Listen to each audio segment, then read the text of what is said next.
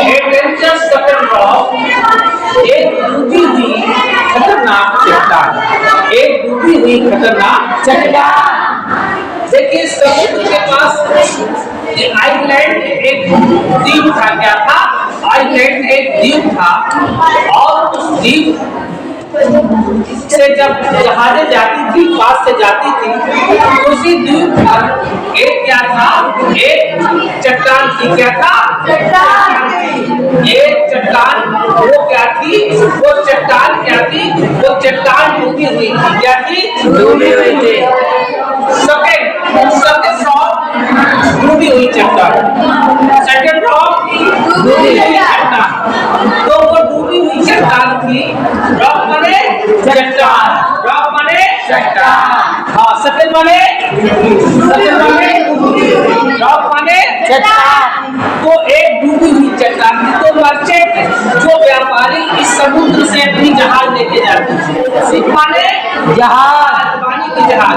तो इस समुद्र की जो व्यापारी मर्चेंट अपनी जहाज लेके जाते थे, तो चूंकि तब प्रकाश नहीं था, बहुत पुरानी बात है, हमारे देश में तब प्रकाश नहीं था, तो उसी में आकर डूब जाते थे। क्या हो जाता था? डूब जाते। हाँ, तब इससे चट्टान से वो शिप टकरा जाती थी और डिस्ट्रॉय माने नष्ट हो जाती थी और डूब जाती थी।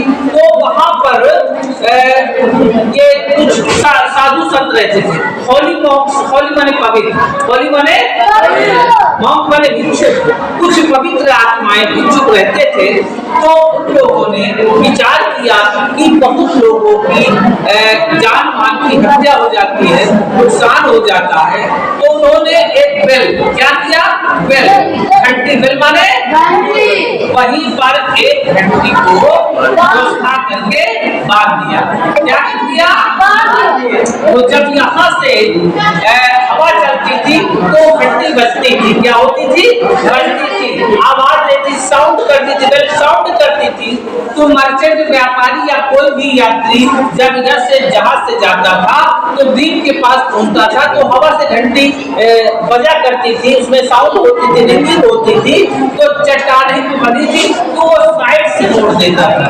इधर से मोड़ देता था, साइड से, अपनी स्थिति को साइड से मोड़ देता था और निकल जाता था, सुरक्षित ससामान हो निकल जाता था। वहीं पर क्या था? वहीं पर पैरेट समुद्री डाकू रहते थे।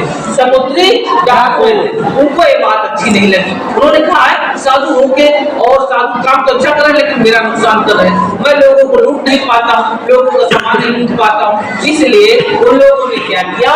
डाकू ने एक योजना बनाई और एक दिन रात में जाकर उस बेल घंटी को हटा दिया, घंटी को घंटी को वहां से गिरा दिया, नीचे कर दिया। तो अब समस्या ये हो गई कि आपको जब यात्री जाते थे या मर्चेंट व्यापारी अपना सामान एक्सपोर्ट करते वहां से आते थे, लाते थे, तो क्या होता था? वहां पर स्थिति ये आ जाती थी कि उनको मालूम नहीं होता था वो चट्टान क्या थी? सफेद रॉक थी, वो डूबी हुई चट्टान थी। क्या थी? दिखाई नहीं पड़ती, ऊपर चल रहता था। तो वो समझ नहीं पाते थे, वो आकर उस चट्टान से टकरा जाते थे।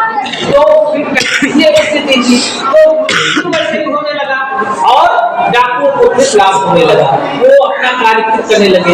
इस प्रकार से डाकू जो लूट कर चले गए और लूट कर जब वहां से सामान लूट कर वापस आ रहे थे, आ रहे थे, तो उनका भी जहाज जो है, क्योंकि वो भूल गए थे यहाँ पर चट्टान है, वो ये भूल गए थे कि यहाँ पर चट्टान है, और उनकी भी जहाज उसी सेकंड रॉक से आकर टकरा, सेकंड रॉक से आकर वो चट्टान से आकर टकरा गई और टकराने से भी सारा सामान हो गया और वो भी डूबकर मर गए। वो जो थे डूबकर मर गए, डाकू भी डूबकर मर गए।